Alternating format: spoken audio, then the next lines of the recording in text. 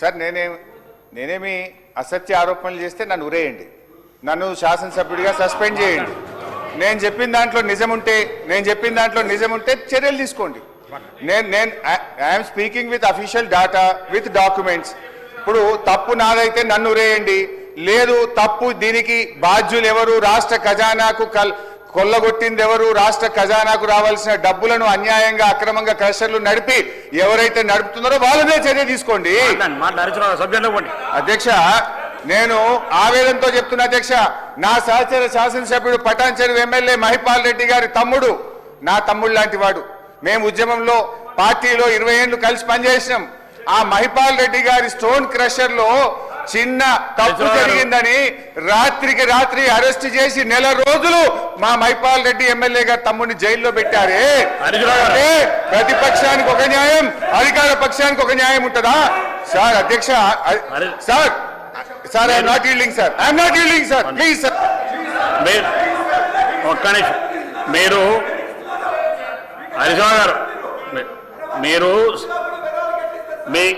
Sir ఇప్పుడు చెప్తా don't worry sir. విషయం ఏంటంటే సార్, ఇప్పుడు గౌరవ ముఖ్యమంత్రి గారు మూసీ నది కాలుష్యం జరగద్దు, మూసీలో ప్రజలు బాగుండాలి, హైదరాబాద్ బ్రాండ్ ఇమేజ్ పెరగాలని ముఖ్యమంత్రి గారు చెప్తున్నారు. మరి మూసీలో కారకులైనటువంటి కొన్ని ఇండ్లు ఏవైతే మూసీ నదిలో ఉన్నాయో ఆ ఇండ్లు కూల్చేస్తున్నాం, వాళ్ళను పక్కకు షిఫ్ట్ చేసి ప్రత్యామ్నాయం చూపిస్తా ఉన్నాం.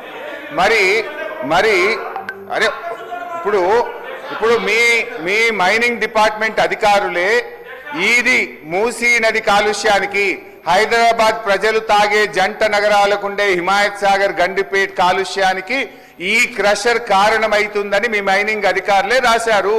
నేనేమంటున్నా అంటే, పేదల ఇండ్లకు ఒక న్యాయం, రాఘవ కన్స్ట్రక్షన్ ఒక న్యాయం ఉంటుందా?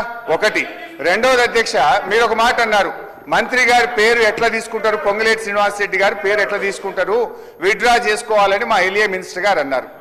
నేను ఎందుకు తీసుకోవాల్సి వచ్చిందంటే అధ్యక్ష, ఒకసారి నేను ట్విట్టర్లో ట్వీట్ చేసిన, ఇట్లా ఒక దగ్గర ఇల్లీగల్ కన్స్ట్రక్షన్ అవుతుంది, ఇల్లీగల్ గా క్రషర్ నడుస్తూ ఉంది, ఈ క్రషర్ కు ఇండస్ట్రీస్ అనుమతి లేదు, పొల్యూషన్ కంట్రోల్ బోర్డు అనుమతి లేదు, అదేవిధంగా మైనింగ్ లైసెన్స్ లేదు, ఇది అక్రమంగా జరుగుతున్న క్రషరు, చర్య తీసుకోవాలని నేను ట్వీట్ చేస్తే దాని మీద గౌరవ మంత్రి గారు పొంగులేటి శ్రీనివాసరెడ్డి గారు, ఇది మన మైనింగ్ మంత్రి గారి పేపర్లోనే వచ్చిన వార్త చదువుతున్నా, ఏమన్నారంటే అధ్యక్ష, నాపై మొరిగే కుక్కలను గొలుసుగట్టి ఎట్లా కట్టయ్యాలో బాగా తెలుసు అని పొంగులేటి శ్రీనివాసరెడ్డి గారు నా మీద స్టేట్మెంట్ ఇచ్చారు. నేను ఇచ్చిన ఆరోపణల మీద నా మీద ఇంత తీవ్రమైన పదజాలంతో వారు మాట్లాడినారు. ఈ క్రషర్ ఆయనకు సంబంధం లేకపోతే ఎందుకు నా మీద పొంగులేటి శ్రీనివాసరెడ్డి గారు ఆ రోజు మాట్లాడినారు? సో నా మీద పొంగులేటి శ్రీనివాసరెడ్డి గారు ఆ రోజు ట్వీట్ చేసినప్పుడు మాట్లాడినప్పుడు నేను కూడా ఏమంటున్నా, పారదర్శకంగా మీరు ఎంక్వైరీ చేస్తామన్నారు కదా, వారు ప్రభుత్వంలో మంత్రిగా ఉంటూ ఎంక్వైరీ సాధ్యమవుతుందా?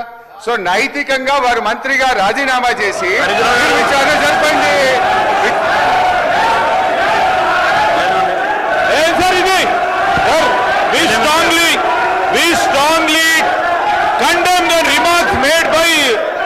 హరీష్ రావు గారు, మేము ఈరోజు ప్రస్తావన చేస్తా ఉన్నాం అధ్యక్ష.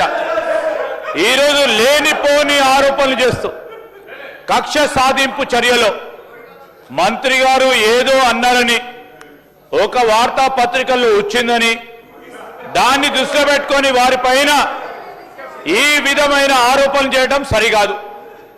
ఎందుకు సార్, ఎందుకు రాజీనామా చేస్తారు, ఎందుకు ఉండొద్దని సార్? మేము ఈరోజు మంత్రిగా నిలబడి స్పష్టంగా జవాబుదారితనంతో చెప్పారు అధ్యక్ష. ఏం చెప్పారు? ఎవరైనా అక్రమంగా చేస్తే వారి పైన ఎంక్వైరీ చేసి చర్యలు తీసుకోవడం వారు చూపెట్టారు, డిపార్ట్మెంట్ అయితే చూపెట్టారు. చర్యలు తీసుకో వరకు ఆగకుండా దాన్ని ఆధారంగా తీసుకొని ఇప్పుడే చేస్తావా లేదా, రేపు చేస్తావా లేదా, ఈ క్షణమే చేస్తావా లేదని ఏ విధంగా అడుగుతారు అధ్యక్ష? ఈరోజు ఏ ఆరోపణలు చేస్తా ఉన్నారో సరి అయిన బేస్ లేదు అధ్యక్ష. బేస్ లేకుండా వ్యక్తిగతంగా చేయొద్దు. వారు చేసిన ఆరోపణలు తప్పకుండా వారు విత్డ్రా చేసుకోవాల్సిందే, మీరు రికార్డు నుంచి తొలగించాల్సిందే.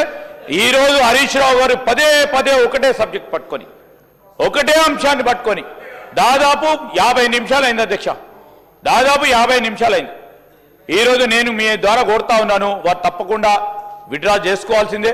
లేని పక్షంలో మీరు కూడా రికార్డ్స్ తొలగించాలి, రికార్డ్స్లో వారు రెండవది ఈరోజు వ్యక్తిగతంగా సార్ ఈరోజు ఏం సార్ ఇది వ్యక్తిగతంగా ఒక వ్యక్తిగత నేను రూల్స్ పరంగా కూడా చెప్తాను అధ్యక్ష, వ్యక్తిగతంగా రూల్స్ ప్రకారం if he has to mention he has to take the permission of the chair. ఇష్టరాజ్యంగా అడ్డగోలుగా ఆరోపణలు చేయడం సరిగా సార్ మేము ఖండిస్తా ఉన్నాం.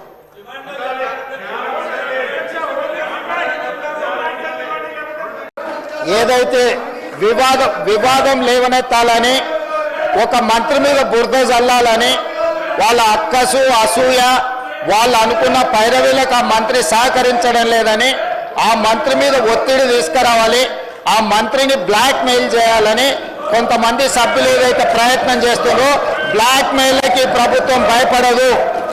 ఇలాంటి బ్లాక్ మెయిల్లు ఇంకెక్కడైనా జరుగుతాయేమో కానీ ఈ ప్రభుత్వం దగ్గర జరగదు. ఈనాడు ఏదైతే 2008-2025 నాడు ఎన్విరాన్మెంటల్ ఇంజనీర్ కానీ ఇతర అధికారులకు ఫిర్యాదు చేసిందే మా ప్రభుత్వం, ఆదాయాన్ని రాబట్టిందే మా ప్రభుత్వం. కాబట్టి మేము నోటీస్ ఇచ్చి మేము రాష్ట్ర ప్రభుత్వానికి రావాల్సిన ఆదాయాన్ని రాబట్టుకొని మిగతా అనుమతులకు సంబంధించి ఇతర అధికారులకు ఫిర్యాదు చేసిందే ఈ ప్రభుత్వము, మా అధికారులు. కాబట్టి వీళ్ళు కొత్తగా ఇందులో కనిపెట్టి కానీ నిజంగానే మా మంత్రులకు ఇందులో పాత్ర ఉంటే ఈ నోటీస్ ఇవ్వడం కానీ ఈ నోటీస్ మీద పన్నులు వసూలు చేయడం కానీ ప్రభుత్వం చేస్తుంది. అధ్యక్ష రాఘవ కన్స్ట్రక్షన్స్ ప్రైవేట్ లిమిటెడ్లో మా మంత్రి గారికి ప్రత్యక్షంగా సంబంధం ఉంటే ఈరోజు ఈ నోటీసులు ఇచ్చి ఈ ప్రభుత్వ ఆదాయాన్ని రాబట్టుకునే ప్రయత్నం ఎక్కడైనా ఏ ప్రభుత్వం అయినా చేస్తుందా? వాళ్ళ ప్రభుత్వంలో ఎప్పుడైనా చేసిందా అధ్యక్ష? ఈరోజు మా ప్రభుత్వము రాష్ట్ర ప్రభుత్వ ఆదాయానికి ఎక్కడ కూడా రూపాయి గండి పడకూడదు, ప్రతి రూపాయి రాష్ట్ర ఖజానాకు చేరాలి అని ఈరోజు మా ప్రభుత్వం మా అధికారులు నిజాయితీతో మా మంత్రులు చిత్తశుద్ధితోని చేపట్టిన చర్యల వల్ల ఈరోజు రాష్ట్ర ప్రభుత్వానికి ఆదాయం వచ్చింది. అయినా వివాదం చేయాలి, బ్లాక్మెయిల్ చేయాలి, ఆ మంత్రిని బెదిరించుకోవాలి, ఆ మంత్రి ద్వారా పైరవీలు చేసుకోవాలని ప్రయత్నం చేసిన వాళ్ళు పైరవీలు చెల్లుబాటు కాకపోవడం వల్ల ఈరోజు ఆ మంత్రి మీద బురద జల్లే ప్రయత్నం చేస్తారు. వాళ్ళు అడుగుతున్నారు విచారణ కావాలని. అధ్యక్ష తమరి ద్వారా ప్రతిపక్షానికి తెలంగాణ ప్రజలకు నేను మాట ఇస్తున్నా, విచారణ ఆదేశించడానికి మా ప్రభుత్వం సిద్ధంగా ఉంది. ఆనాడు సిరిసిల్ల శాసనసభ నియోజకవర్గంలో నేరెళ్లలో ఇసుక బాధితులు దళితులను లారీ ఎక్కించి తొక్కిచ్చి చంపి అక్రమ ఇసుక రవాణా చేసిన సంతోష్ రావు వాళ్ళ తండ్రి రవీందర్ రావు గారికి సంబంధించిన నేరెళ్ల ఇసుక మాఫియా మీద విచారణ చేయడానికి మా ప్రభుత్వం సిద్ధంగా ఉంది. అదేవిధంగా అధ్యక్ష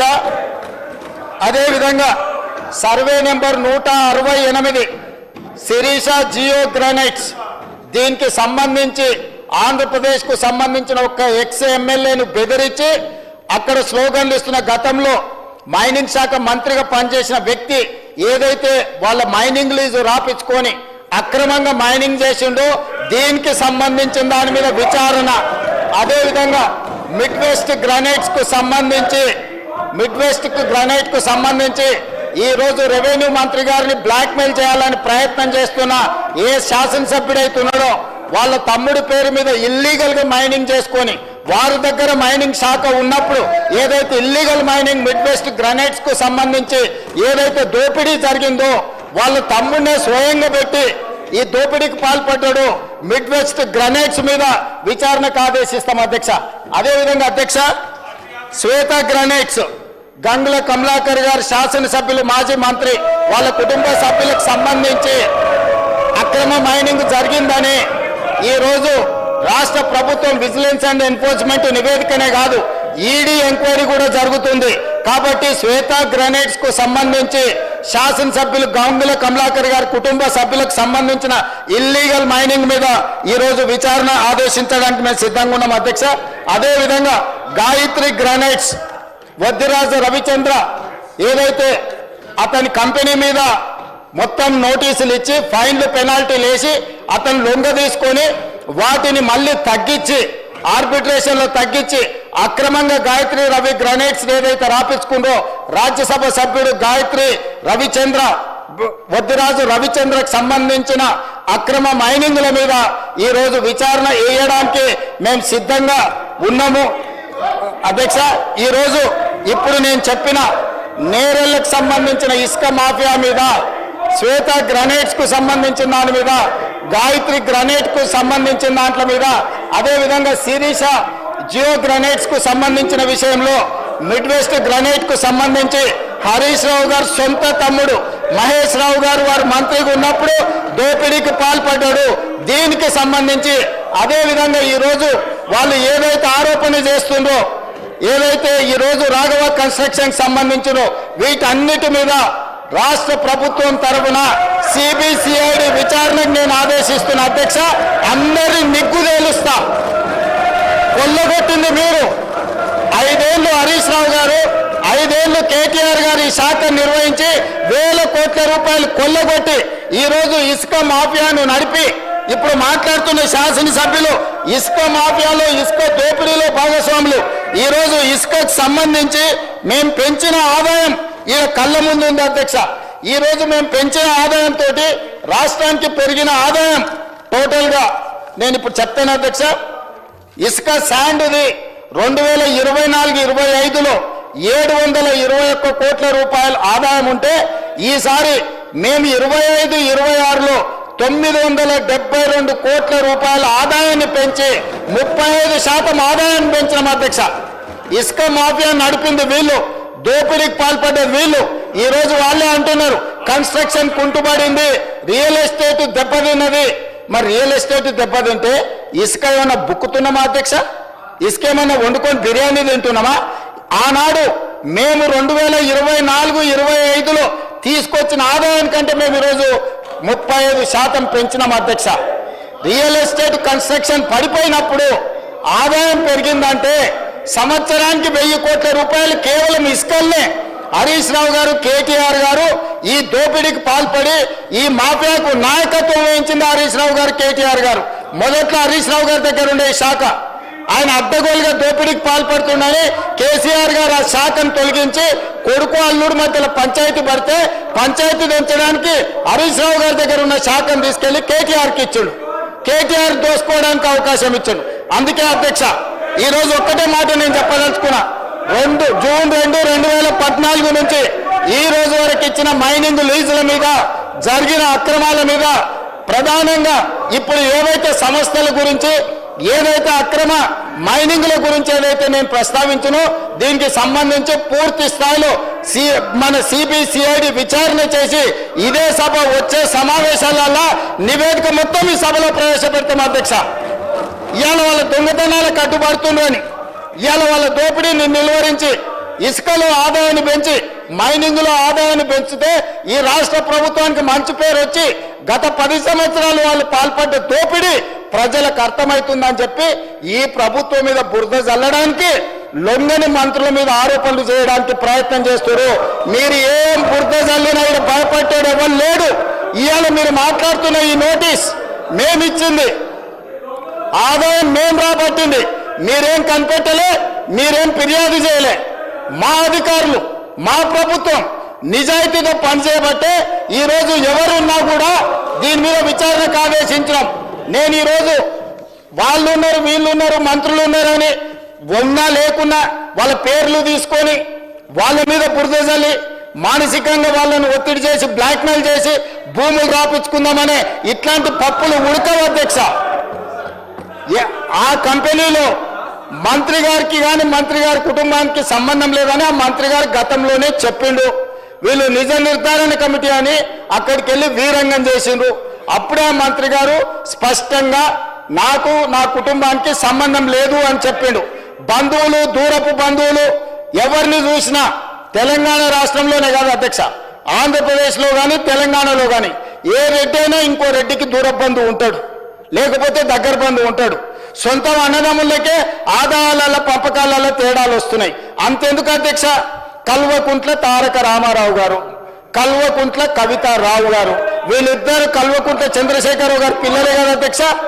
ఆదాయ పంపకాలలో తేడాలు వస్తే సొంత చెల్లినే ఇంట్లో నుంచి మెడలు వాటి బయటకు నెట్టించారు. సొంత అన్న చెల్లెలకే ఆస్తి తగాదాలుంటే పొంగులేటి శ్రీనివాసరెడ్డి పొంగులేటి కుటుంబ సభ్యులు ఎవరికో బంధువులకు వ్యాపారం ఉంటే పొంగులేటి శ్రీనివాసరెడ్డికి ఏం సంబంధం అధ్యక్ష? మీలాగా సొంత చెల్లెని ఇంట్లోకెళ్ళి ఎలగొట్టి పార్టీలకెళ్ళి ఎలగొట్టి దోపిడీకి పాల్పడ్డ మీరు ఈ రోజు వారి బంధువులకు దూర బంధువులకు వ్యాపారం ఉందని చెప్పి శ్రీనివాసరెడ్డి గారికి ముడిపెట్టి శ్రీనివాసరెడ్డి గారిని బెదిరించి లొంగ తీసుకోవాలని ఏదైతే ప్రయత్నం చేస్తుందో ఇది దిక్కుమాలిన చర్య. ఇలాంటి దిక్కుమాలిన ప్రయత్నాలు చేయకండి. ఈ దిక్కుమాలిన ప్రయత్నాలతోనే మీకు ఏమీ ప్రయోజనం ఉండదు. కాబట్టి నిక్కచ్చిగా ఈ ఇసుక మాఫియాలో కానీ లీజుల మాఫియాలో కానీ గతంలో ఫైన్లు పెనాల్టీలు వేసి వాటిని తగ్గించి వాళ్ళని పార్టీలోకి చేర్చుకొని తిరిగి మళ్ళీ తొలగించాలని చేసిన ప్రయత్నాలన్నిటిని కూడా ఈ విచారణ ద్వారా నిగ్గు తేలుస్తాం, ఒక్కరొక్కరి సంగతి చూస్తామని చెప్పి తమ ద్వారా తెలియజేయదలుచుకున్న అధ్యక్ష.